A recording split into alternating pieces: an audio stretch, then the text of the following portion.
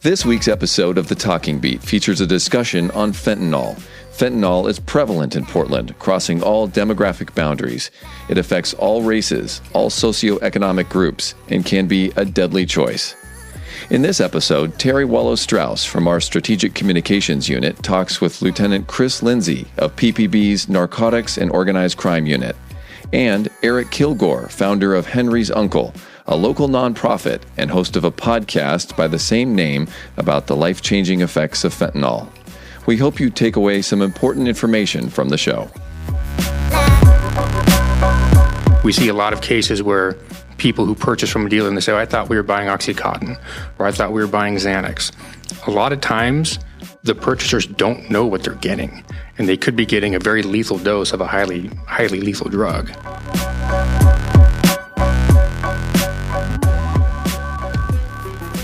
Welcome to The Talking Beat, and welcome Chris and Erik today. Thank you for being here. Today's conversation is really important and serious. We're here to talk about fentanyl, how it gets on our streets and into the hands of people who may not understand that it can have deadly consequences. Erik, I really want to start with you and your story. I think it will set the stage a little bit for how important this topic is and how life-changing it can be for victims and their families.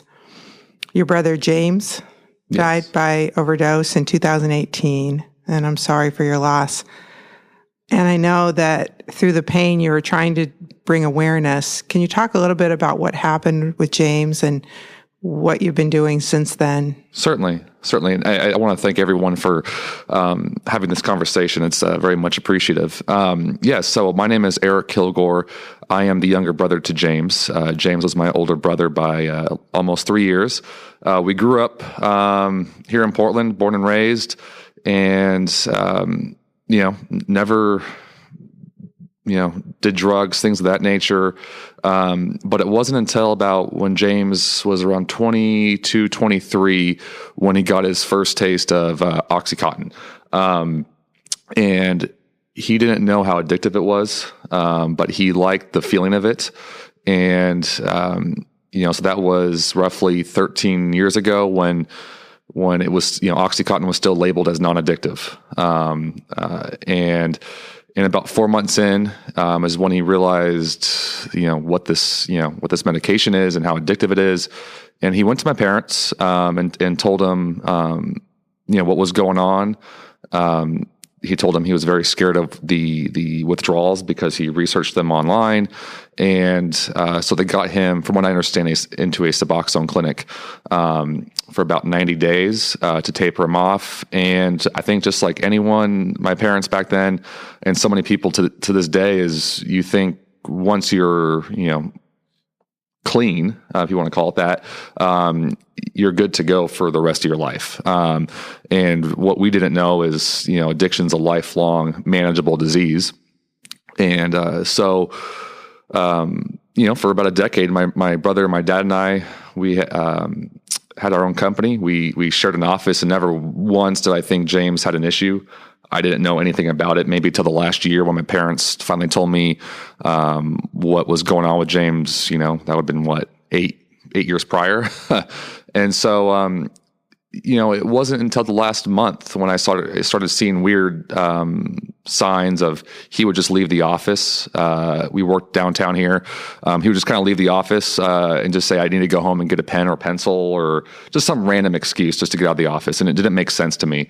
My father and I did confront him. I did raise the issue, saying I am concerned by these excuses and the behavior of what was going on, and he said no, we don't. He's not using at the time.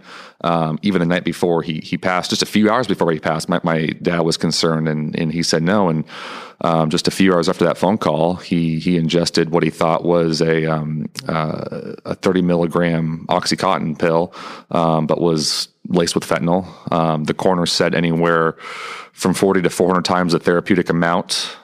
And it rocked our world. We had no idea fentanyl was in the street supply. I mean, all we ever heard of it was for legit medication for, when you're in surgery or cancer patients. We had no idea that powerful of a drug was being, laced into counterfeit pills. It was December 9th, 2018 when I found him, went into his condo, and he was, just between the couch and his coffee table, cold, hard. I've never experienced a dead body before, and that's my lasting image of him, and an image I think that drives me to raise awareness through my nonprofit Henry's Uncle to make sure no one ever experiences that, because it's unbearable. We lost a generation from the opioid epidemic, and now we're rapidly losing another generation to this fentanyl epidemic, and it's just very scary. It's insanely scary what's happening. Chris, I want to bring you into the conversation. Tell us what is going on in Portland in regard to fentanyl. We're seeing a pretty rapid rise in the use and the dealing in fentanyl. So far in 2022, my team has had 42 notifications of overdose deaths. 20 of those are suspected or confirmed fentanyl or counterfeit M30 pills. The reason for this rise is that it is for a couple of reasons. It's extremely cheap. It costs $1,000 to produce a kilogram of fentanyl. That's enough for 500,000 lethal doses.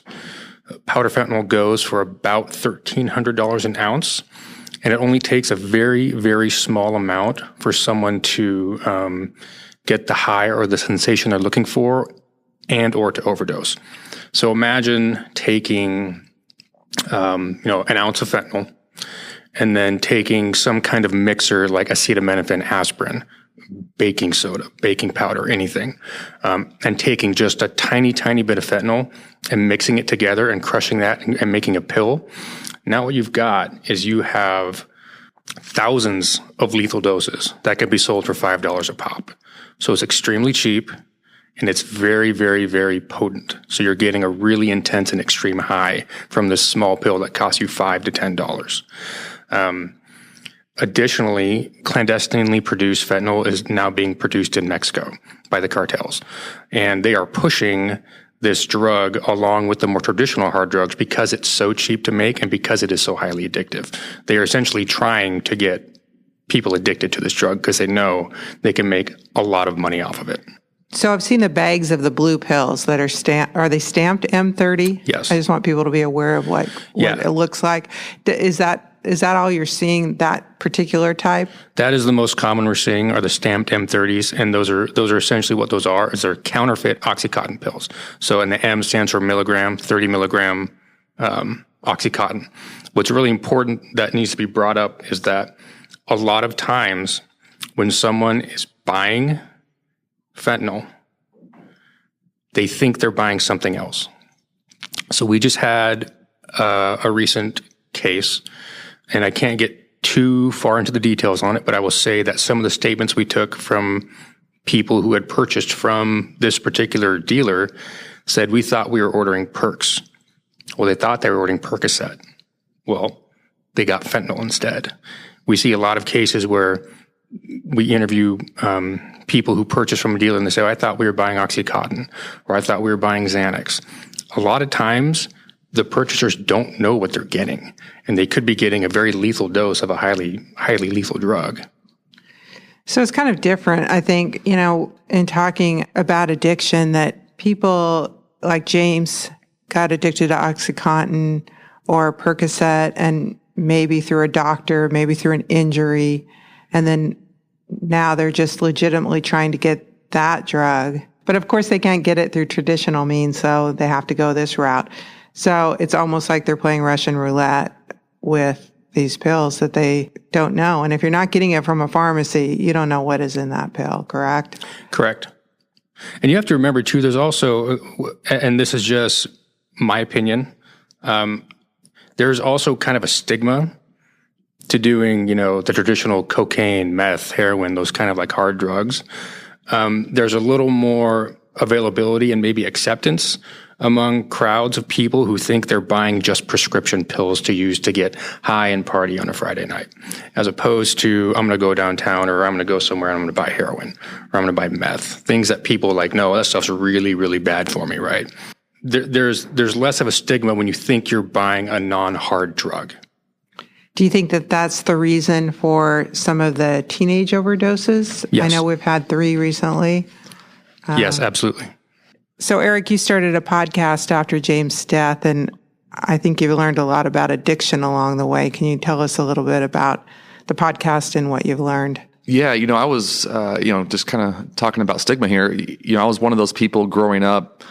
When you think of addiction, you think it's that person's, fault. It's their issue.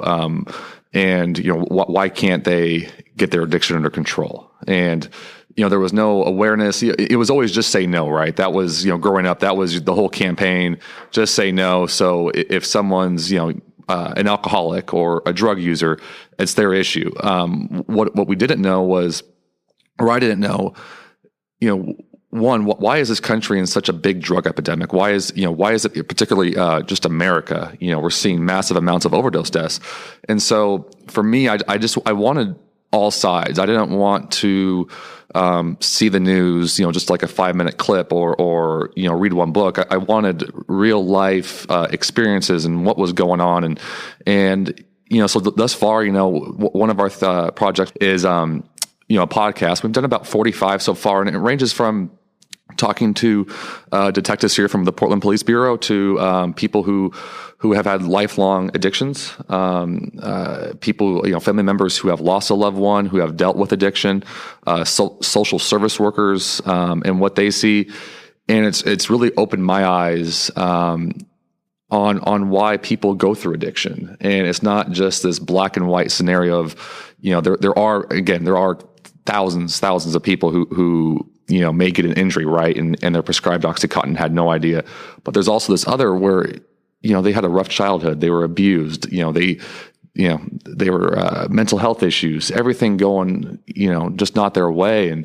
And so when you take a drug, say like a Xanax or an Oxycontin or anything like that, or Percocet, you might get a different feeling. Like they always talk about that warmth, that kind of, bear hug it gives them. And that's what kind of leads them on. And so there's just so much more to what's going on than I realized. And so it's opened my eyes about addiction and what's going on, what's working, what's not working. And we're starting to see this change, I would say, in the country of, especially with this fentanyl epidemic happening right now and so many young people dying. What's going on and why is this happening? And so now people, I think, are listening and are having those conversations and want to understand more about it, because it's not just people who are addicted. It's just teenagers who, maybe a 15-year-old who just took a pill and died because of that, and they have no idea. So it's affecting everyone now in this country. Back to the podcast for a second. You called it Henry's Uncle. Why don't you tell us why you called it that? Yeah, so my nonprofit, Henry's Uncle, at the time, James and I, when we grew up, especially in our later years, I'm mid-30s now, but when he passed, he was 34 and I was 31. But after I got married, James always talked about wanting to, to be married kind of roughly the same and have, kids at the same age, things like that. So we have, cousins running around. I saw James and he had a lot of fun with his friends' kids. He got the chance to see them grow up and hang out with them as, they're toddlers, and 4 and 5-year-olds and things of that nature. And I didn't get that experience. So Henry was James's first nephew and, who is now 4. And at the time of James's death, he was just 8 months, and it just broke my heart that we don't have a photo with him and James. And it just really hurts that especially at this age, they were like 2 peas in a pod, just roughhousing, laughing, having fun. And so, that name was, Henry's Uncle. So that's how it came about, and to be able to honor James as an uncle and raise awareness in his name. So. Chris, let's talk about the Narcotics and Organized Crime Unit. That's where you're currently assigned. And it's diminished over the years, as some parts of the Portland Police Bureau have had to be downsized a little bit. What is your focus there? So in the Narcotics and Organized Crime, a part of the Specialized Resources Division, we basically have 3 main focuses that we do. The first is that we respond to all overdose deaths in the city that we are notified about. And then we try and work back through the investigation to find out who the supplier of those drugs were that caused the overdose. We also do interdiction, which is where we try to take loads or supplies of drugs before they make it to the street when they're in transit. And then we'll also do what are called essentially like controlled buys, and then we'll go back and try and do a search warrant on the supplier's residence. I have 5 investigators that do that. We are supplemented by our federal partners over at the Homeland Security, but they also have other jobs as well, so they're not over here 100% of the time. In 2020, we had 87 notifications. In 2021, we had 133, excuse me. And right now for 2022, we're sitting at 42. Of those 42 we have this year so far, 20 of those, so just about 50%, are suspected or confirmed fentanyl. And I know that the patrol officers have been doing a really good job. Yeah, they're really helping us in regards to responding to an overdose. They're doing a really good job of preserving the crime scene and looking for evidence and seeing if there's ways for us to do follow-up before we arrive. And they're also doing a really good job of their own interdicting the drugs on the street, finding bags of pills, discovering who the possessors are, who the dealers are, and then contacting us for us to do follow-up later on. So the patrol officers have been doing an absolutely fabulous job, and myself and the team would like to thank them. And I also want to point out that we have partners with the Internal Revenue Service who help us out as well during these investigations, so I want to thank them as well. So Erik, you talk about this all the time, I know, and you've really dedicated yourself to building awareness. Now we need to talk about how do we get the word out? What can we do, especially for people that really think that they are buying something else and they're not, and that it just takes that it's like a grain that could kill you. I think just having the conversation, especially as a parent, if you have, especially with teenagers right now, because that's where you're seeing the highest rate of overdose deaths year over year. Teenagers or young adults from 15 to 24. And that's just, it's so sad. And you see the moms, and I think this is going to be a huge thing where I think the moms of America are going to drive this epidemic down because they are so fed up with what's happening. And they are so sad, and you see the heartbreak. But what they always say is it's much easier to have that difficult conversation, about drugs and fentanyl than it is to sit there without their child. That's a very powerful statement. Have those tough conversations, or just a conversation just saying, if you're at a party, or if you're feeling down or depressed, or you have anxiety, or whatever you're going through at the moment, don't be peer pressured into it. Or if you are experiencing some mental health, situation, like I mentioned, anxiety or depression, don't go searching on Snapchat or anything like that, or Facebook for a quick fix. Cause again, it's most likely counterfeit, and it could contain a lethal dose of fentanyl. And just making awareness, just talking to every single person about it. I mean, anyone, next week, I'll be down at U of O, and we'll be handing out flyers just about fentanyl, the signs of an overdose, the Good Samaritan laws, and handing out Narcan, because, especially at that young age when you're so impulsive and you think you're invincible and nothing's ever going to happen to me, it's very scary. And so just making awareness and just trying to, meet people where they're at, going to schools, talking to high school students, right there in the gym. I just talked to freshmen and sophomores a few weeks ago at a local high school here, and I was showing them pictures of, asking them to raise their hands what you think is fake, or a real prescription. And, they kind of got a laugh out of it, when their answer was wrong. And it's just like, man, that's, I told them it's nothing to laugh about because you're dead.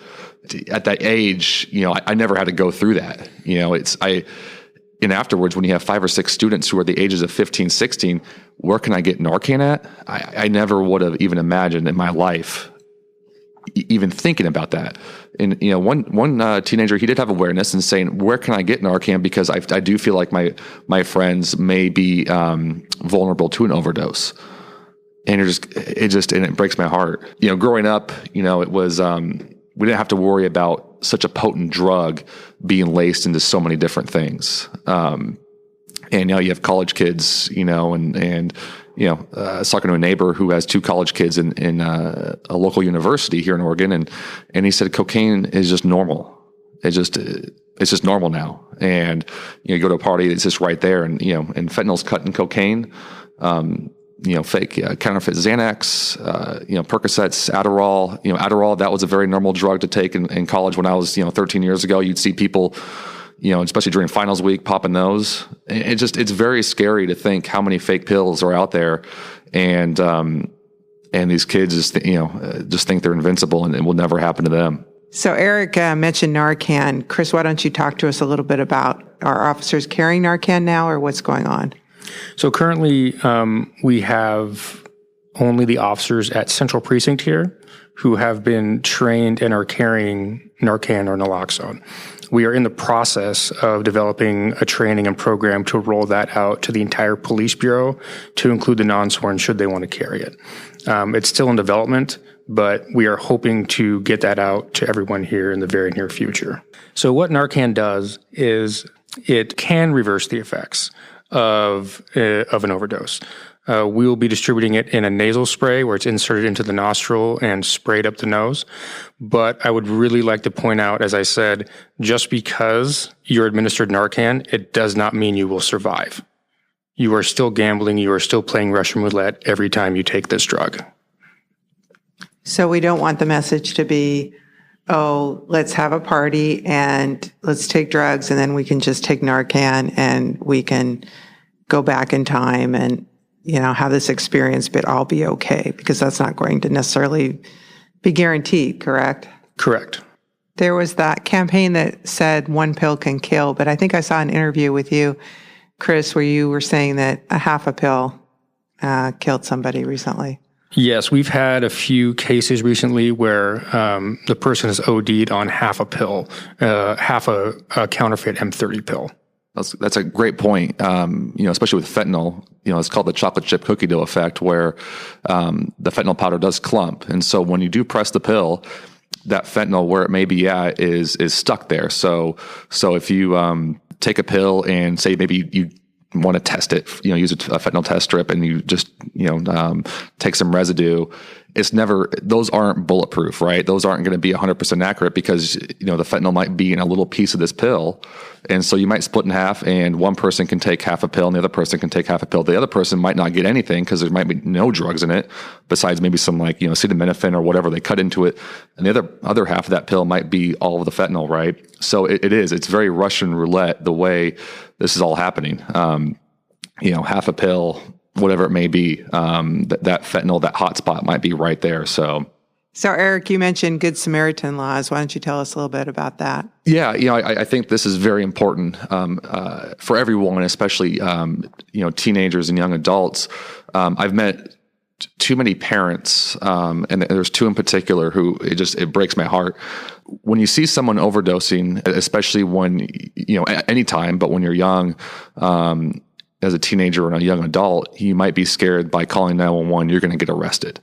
And many states have Good Samaritan laws where that protects you, where, again, the most critical thing is to call 911 because this is an emergency situation, to get emergency care there, and so they can try to revive and reverse the overdose of that person. There's one person, I'm wearing his bracelet his mother gave me, Isaiah Gonzalez from Arizona. He was 15. He went to a mall with some friends, took a pill, and thought it was a Percocet, and he got a call, or she got a call from a family friend saying there's pictures of your son circulating right through Snapchat right now, passed out. Didn't know, and his friends waited an hour to call 911. And again, Good Samaritan laws allow you to call 911, even if you have drugs there, to have the EMTs come down and help that person to get, try to revive them there, get Narcan into them, or take them to the hospital for proper care, right? Same thing happened to another 18-year-old. His mother said he was with his friends, took a pill, was overdosing. His friends were filming it, apparently on Snapchat. His mother got a call from a family friend saying, "Hey, your son's passed out right now. What's going on? I see it on Snapchat." and she's the one who had to call 911. That's just, and he, unfortunately died. And that's just, those situations when I hear that break my heart. And that's why I think it's so important to know about these Good Samaritan laws, because again, people should not be dying from this, especially our youth should not be dying from this. And it breaks my heart that these parents and family members have to go through that. And so again, it's very important to know your Good Samaritan laws in your state, or if someone is overdosing, call 911 immediately so they can get proper care, so they can, hopefully live a long, healthy life. So as we talked about, the most important thing is really getting the word out, really educating people, and really getting the message across that this just one choice can be deadly. How do we do that, Chris? And do you guys over at NOC, what do you do for outreach? So we partner with a group called Overdose Emergency Response. It's a group of local county, federal, and state agencies. And we meet a few times a month.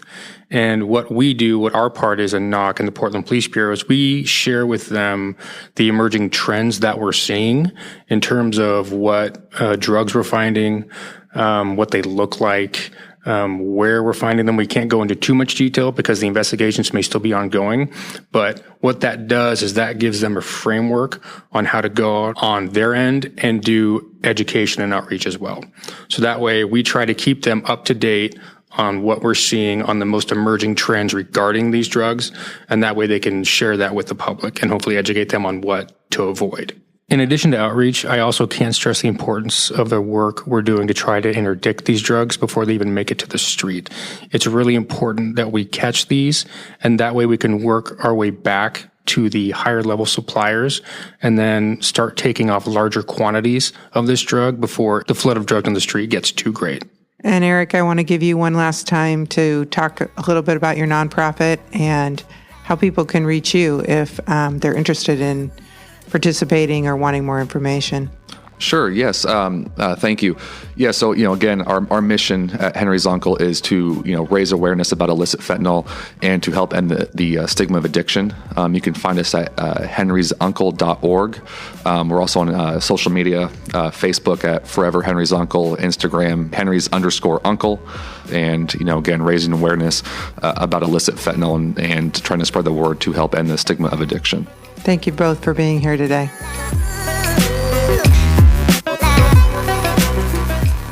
Thanks for listening to The Talking Beat.